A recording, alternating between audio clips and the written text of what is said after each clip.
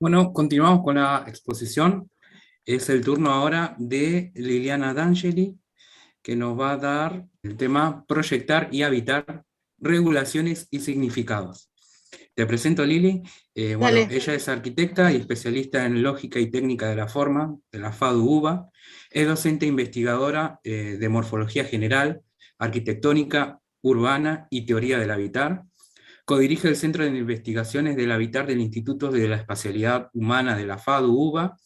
Es directora del proyecto de investigación Pasantes y Becarios y es autora y coautora de varios artículos y libros. Bienvenida, Lili, te doy la palabra. Bueno, muchas gracias. Muchas gracias a todos, a Ale. Se perfila que es un encuentro que viene estando muy bien, muy interesante, espero poder también aportar algo. Y retomo lo que estuvo expusiendo Ramón, ¿no? Que como, sobre todo, y que creo que algo también, a ver, no te veo ahora, que expuso, que hizo el comentario, el tema de cómo la forma, cómo a veces nosotros somos, incentivamos, ¿no?, a la modificación de las prácticas sociales, que ese es el sentido un poco que tiene el diseño, en la medida que yo puedo transformar y generar nuevas conductas, como eran las conductas, me estoy refiriendo al ejercicio que él hizo con los estudiantes, cómo muchas veces podemos responder a nuevas conductas que se imponen y tenemos que tenemos comitentes que nos piden esas transformaciones, pero cuántas veces y cuán interesante es el tema de poder desde el diseño generar nuevos comportamientos, y en algunos casos nuevas prácticas sociales que tienen que ver con mutaciones de las formas, ¿no? Entonces lo que quería plantearles, y ahora les voy a compartir, justamente sobre lo que yo quería presentar, es proyectar y habitar, ¿no?, regulaciones y significados. Y una de las cosas, todo esto que vamos a charlar hoy, pueden interrumpir si quieren, lo vamos haciendo en diálogo, es un compendio de elementos que hasta hoy se están trabajando. En aquella época que a la edad de ustedes, nosotros descubrimos a alguien llamado Roberto Doberti, y que a partir de cosas que él iba haciendo, nosotros podíamos proponer cosas nuevas. Y de algún modo, bueno, ahí estaba Fernández Castro, Ariel Misuraca, Ale, varios compañeros que desde la juventud veníamos escuchándolo y produciendo cosas. Entonces, la relación que me interesa plantear es diseñar y dibujar. Entonces, algo comenté la vez pasada, y que esto lo elabora muy claramente Edward Soya, que es un geógrafo urbano, y que está tomando cosas también de Lefebvre, que él dice que, bueno, que tenemos un espacio físico, que es el espacio de la experiencia, ¿no?, la dimensión directa que tengo con las cosas. Y después pone, como productos elaborados, un espacio analítico que yo lo rotulo como dibujar, diseñar.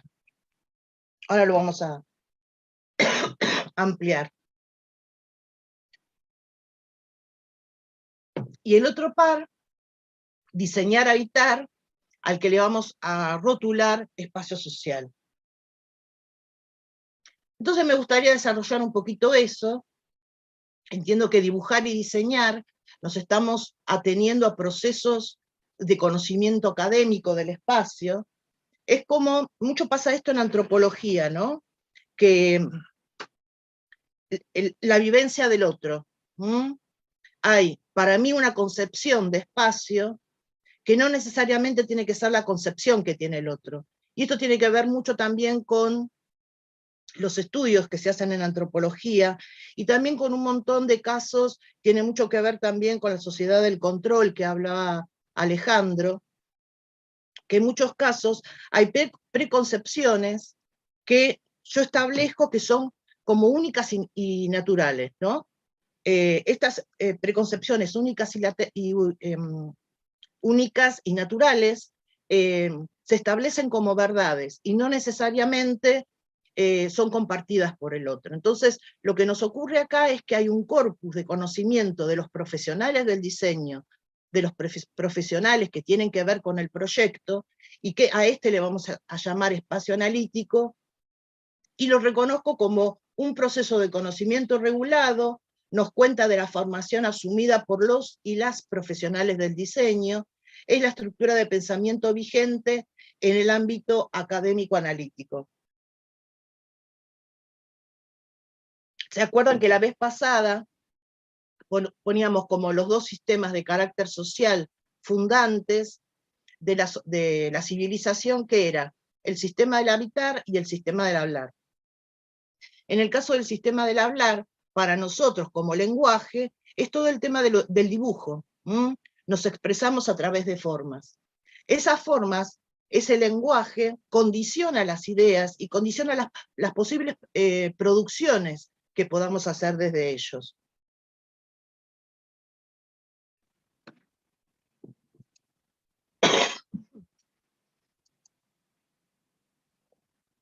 No se ve la tabla, ¿no? No, está bien. El otro patrón que tomo de diseñar a habitar son los procesos de apropiación vivencial del espacio. Fíjense que acá estamos tomando desde el espacio analítico y ahora diseñar habitar, que es definitorio de los parámetros de la significación social, permite detectar las nociones de espacialidades cotidianas en las prácticas sociales. Es la construcción simbólica de la apropiación del espacio y el espacio social. Lo que estamos teniendo acá es, fíjense que esto tiene mucho que ver la primera, me voy a poner un caramelito, la primera con lo que es morfología general, y la segunda que tiene mucho que ver con lo que es morfología urbana. Una de las cuestiones que venimos trabajando hace años es cómo sensiblemente yo necesito estar trabajando en ambas morfologías a la vez. Entonces, en este par de dibujar, diseñar, estamos hablando de las operatorias del espacio virtual. El espacio virtual como concepción, ¿no? Como lenguaje. Cuando uno piensa desde otro idioma, tiene una aproximación diferente a la realidad. En cambio, también, en el sistema en los sistemas de dibujo, también yo estoy pensando el espacio desde determinado lugar, aunque lo haga de un modo ingenuo. Posiblemente uno crea que los sistemas de dibujo producen una realidad y son objetivos, cuando en realidad son condicionantes de lo que yo estoy pensando. Pueden ser ampliadores que me permitan, como los programas que veíamos hoy, que me dé mayores posibilidades de transformación de la forma y de diseño de esa forma, pero también tienen la cara de la limitación, que me hace que llegue a producir esa forma de determinado modo y no de otra. Y en el otro, las operatorias del espacio relacional, ¿no? Este espacio social que fueron a ver con las recobas, que los estudiantes de morfología urbana, muy interesante, los estuve leyendo, esas primeras aproximaciones que tenían al lugar, las sensaciones y casi un trabajo etnográfico que hicieron de lo que iban visualizando. Y recordamos el tema de que hablábamos de las prácticas sociales, ¿no? Y que fueron mencionadas varias veces, también las mencionó Alejandro.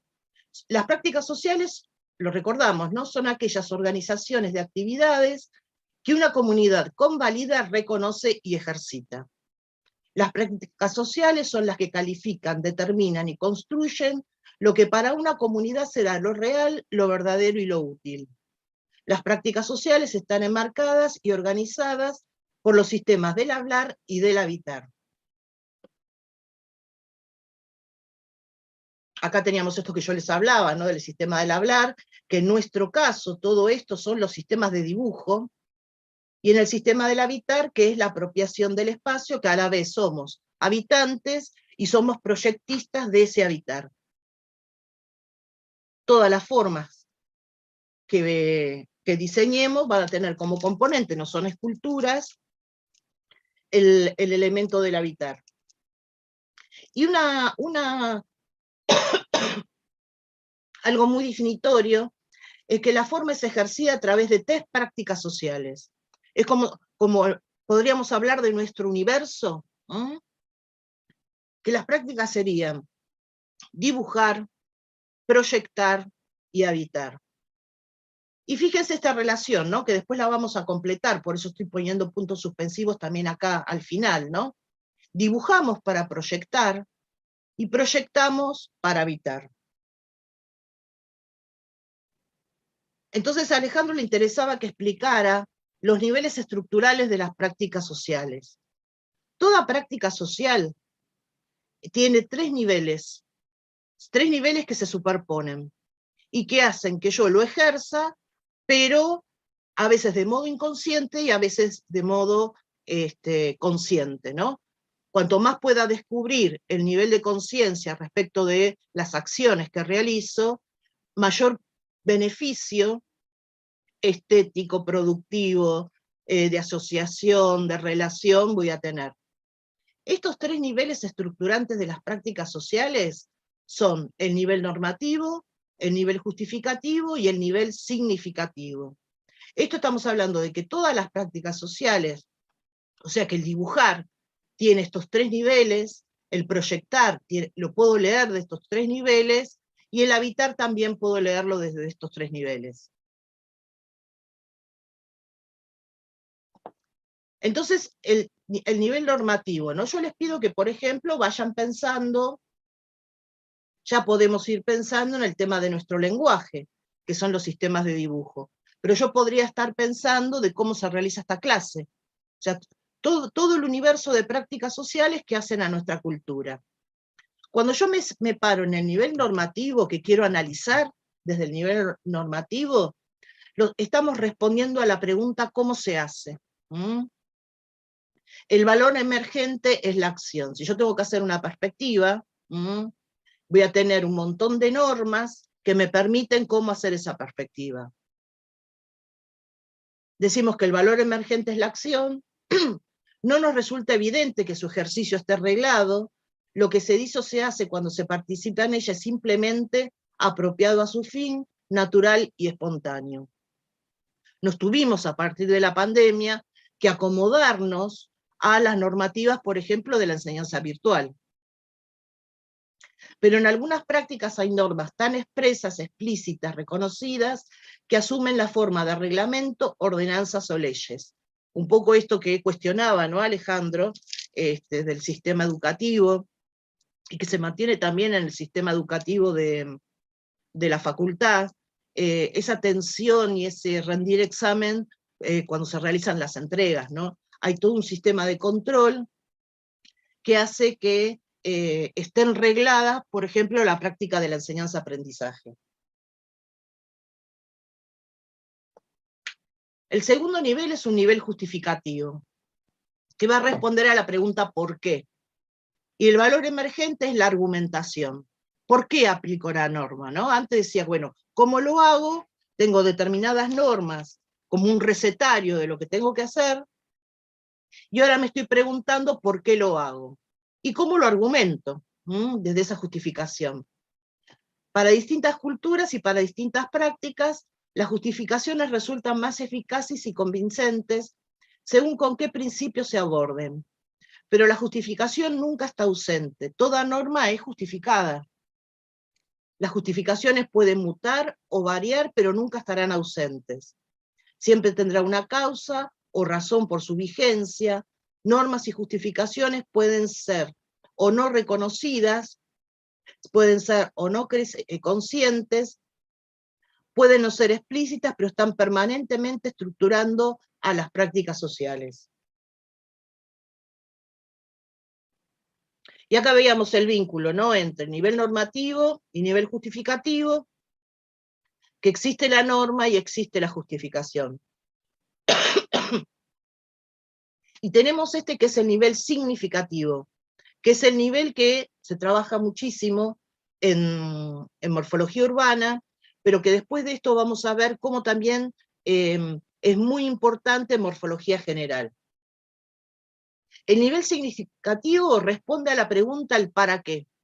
Y esto tiene que ver también con el plano ideológico y político, no partidario, bien explicado por Alejandro, que son las cosas que conllevan, que están subyacentes a cómo se quieren que se hagan las cosas, ¿no? Contiene el orden y el campo del sentido, donde aparecen valoraciones, representaciones, menciones que se ponen en juego en ejercicio de la socialidad. El valor emergente es la crítica. Pensar en el significado de una práctica social requiere ponerla en relación con las prácticas vigentes, y va a significar a partir de sus diferencias y equivalencias con las otras prácticas, aludiendo a otras alternativas. Las prácticas sociales recogen una tradición, sea para confirmarlas, ampliarlas o negarlas.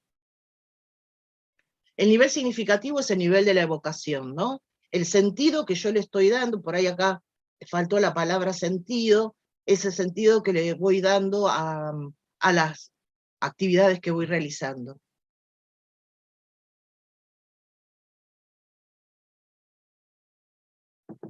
Estamos hablando entonces de un significado que las prácticas sociales producen a través del ejercicio de las normativas y el reconocimiento de los marcos que las justifican.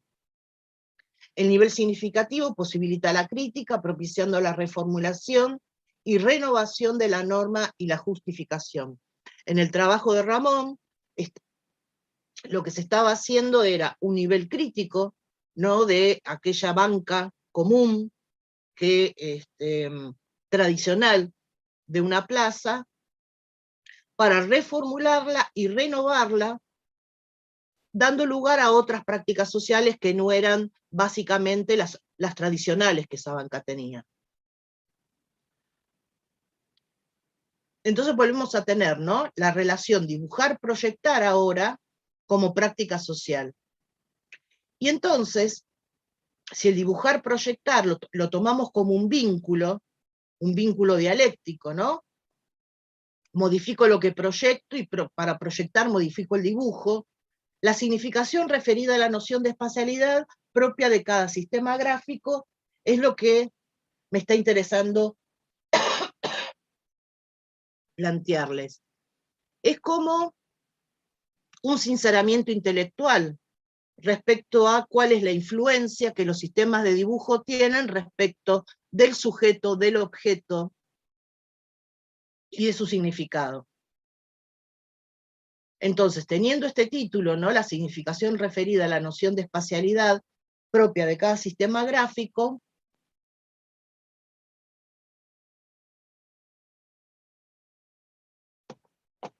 vamos a empezar por atrás, ¿no?, y definir a qué le llamamos sistema gráfico. Define una correspondencia entre el espacio tridimensional y el espacio bidimensional. Me acoplo a las excelentes charlas de hoy con sistemas de proyecto digitales, que nos convertimos en operadores y nos están posibilitando trabajar con una cantidad de formas prácticamente infinitas, pero subyace, y las formas que se mostraban eran o perspectivas paralelas, en algunos casos vistas, ¿no? O sea que de algún modo tienen un operar desde otro lugar, pero básicamente, salvo sí hay algunos programas que trabajan, por ejemplo, con el espacio unitario recíproco, con las perspectivas hiperbólicas, pero que también, a su vez, estos que plantean nuevas espacialidades, algunos los que cursaron la maestría saben, ¿no?, de estos desarrollos de Doberti, aún así el basamento, la plataforma, el andamiaje, son los sistemas tradicionales de dibujo. Y en todos ellos es un sistema porque hay una correspondencia entre el espacio tridimensional y el espacio bidimensional.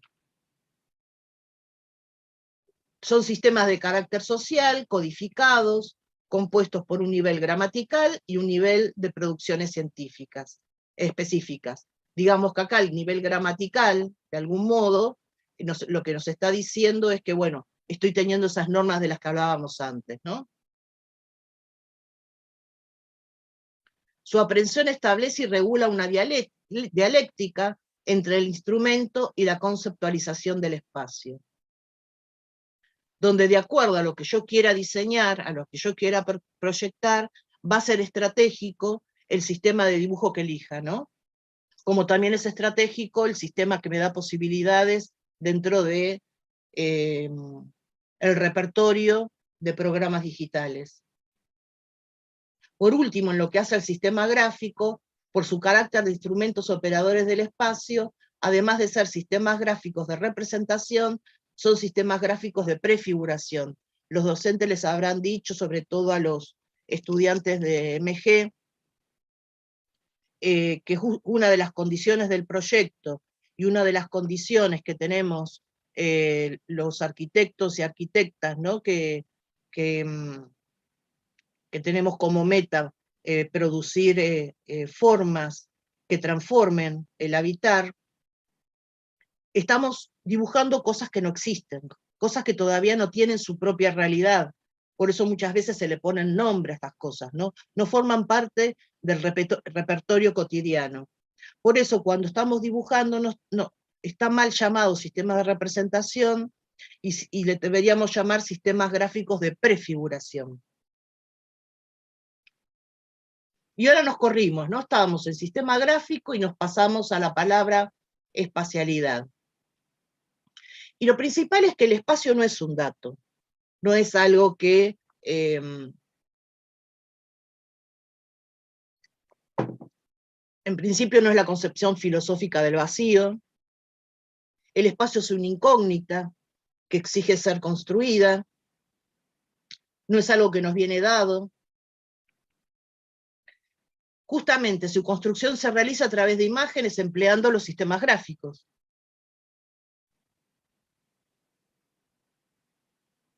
Se establece una lógica de la imagen según los diferentes sistemas en la relación forma-dibujo. Su anticipación, producción e instauración social definen las diferentes nociones de espacialidad. En base a esto, les quiero mostrarles una categorización sobre el significado de los diferentes sistemas de dibujo. Repito, su anticipación produce e instaura social, producción e instalación social definen las diferentes nociones de espacialidad.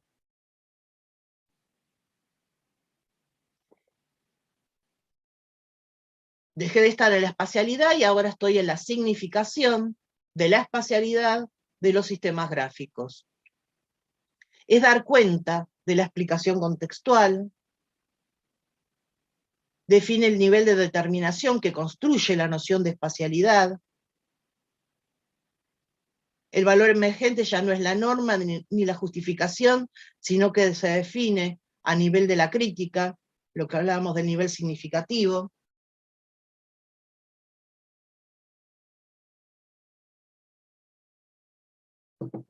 Y es la contextualización del producto y su circunstancia.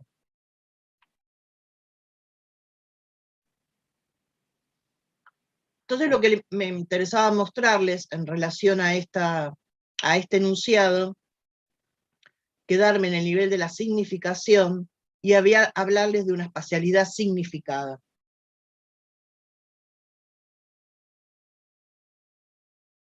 Y empezaría por la perspectiva clásica. Perspectiva clásica que puede ser analógica o digital, ¿no? En donde yo tengo que tomar decisiones, pero también saber desde dónde está hablando esta perspectiva, ¿no? Una perspectiva que nace en la época moderna, Brunelleschi, Duchello, Alberti, la desarrollan y califican.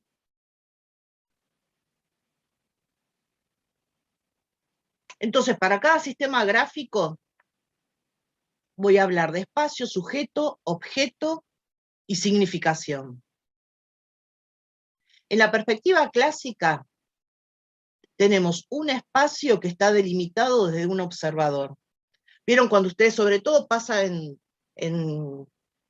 cuando hacen perspectivas en sistema digital, que cuando van a recortar la perspectiva, se empieza como a deformar, ¿no? O mismo cuando, según la selfie, por ejemplo, que se empieza a deformar, no solo se deforma la cara, se deforma el contorno, el entorno que tiene la persona. Y esto tiene que ver porque hay un observador, el foco, en realidad, mi espacio está circunscripto a mi mirada, que son 28 grados aproximadamente hacia arriba y 37 hacia los costados. Yo no veo lo que está acá, con lo cual mi marco está delimitado, ese espacio, ¿no?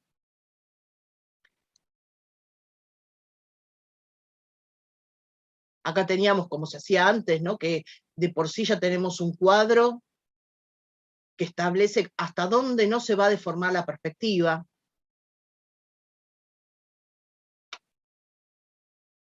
El sujeto está inserto y presente, porque yo tengo la línea de horizonte, tengo el punto de fuga, la línea de horizonte pasa por la altura del observador.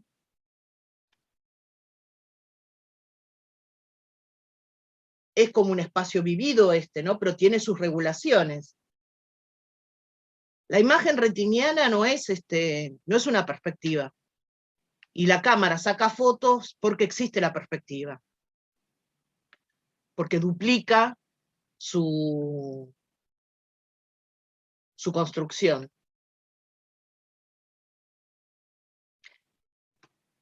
El objeto en cuestión es un ámbito visual parcializado y estoy metido en un tema perceptivo. Y estoy arribando a es sensible la significación y contextualizada, ¿no? Hay una sensibilización del sujeto que se encuentra en estos espacios. Y tiene que ver con el contexto porque sé dónde está situada esa perspectiva. La geometría descriptiva, ¿no? Que nos ayuda tanto también dentro de los programas de dibujo, ¿no? El espacio está limitado, dividido en dos proyecciones. Es como que yo tengo un ojo para un lado y un ojo para el otro. Está fragmentado. No hay un sujeto, no hay una inserción, ¿no? Por más que yo le ponga personitas acá, no hay una percepción del sujeto que modifica al objeto. Está la personita como un objeto más. Por lo cual es anónimo y abstracto. Podríamos decir que está desdoblado, ¿no? El objeto, ese sujeto externo y abstracto, hace que el objeto esté desdoblado en improntas a recomponer, ¿no? Las proyecciones. Que las tenemos cuando yo modifico esto, ya estoy pensando en cómo se me está modificando esto otro, ¿no? Antes lo hacíamos a mano, ahora está directo, ¿no? Cualquier transformación, acción que yo haga sobre esto, pero lo hago intencionalmente para lograr otra vista aérea, por ejemplo. Y la significación es organizativa dispositiva, no hay un ordenamiento. Si yo quiero trabajar en una situación en que tengo que ordenar partes, me va a ser mucho más apropiado trabajar en geometría descriptiva que, por ejemplo, en una perspectiva cónica. ¿Cuál es el valor estratégico que yo le pongo al dibujo que selecciono? Y no que el dibujo me lleve a limitarme a aquello que quiero diseñar. Y después la perspectiva paralela, ¿no? Que a esta le podríamos llamar el ojo de Dios. que el espacio es ilimitado uniforme, yo podría seguir acá extendiéndome, no tengo por qué limitarme. El sujeto es ausente y ajeno. Estas paralelas que suben, a veces le llamábamos el ojo de Dios, ¿no? A esto.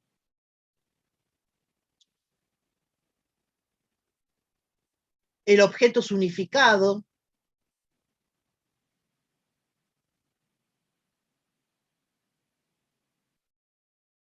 Y la significación es conceptualizada, como ustedes lo ven en la cátedra, y escrutadora. Yo tengo un análisis fuerte sobre esto, pero ya es más una inspección de lo que estoy trabajando que un elemento de percepción, ¿no?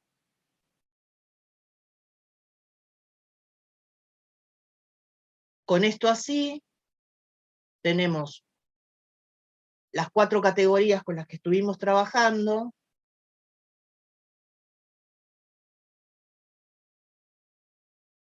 y se nos arma este cuadro, que a la perspectiva clásica, desde el nivel de significación, le podríamos decir dibujo perceptual. Las perspectivas paralelas, creo que ustedes lo están trabajando así, como dibujo conceptual. Y el dibujo organizativo. Desde el rastrillo morfológico, entraría la maqueta, el video.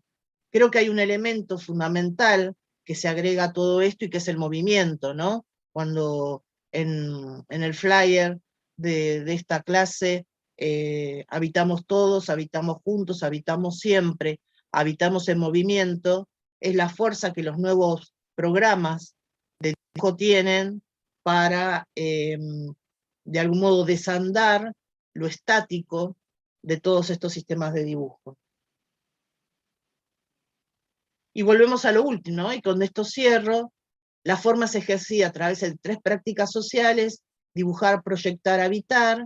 Dibujamos para proyectar, proyectamos para habitar, pero si nos ponemos a pensar, en realidad los sistemas de dibujo nos habitan, porque es una codificación que está dentro de nosotros como un lenguaje, se convierte casi como una lengua materna, y que eso tiene que ver también en que nosotros habitamos el dibujo, con lo cual esto directamente podría enlazarse, porque habitamos, dibujamos.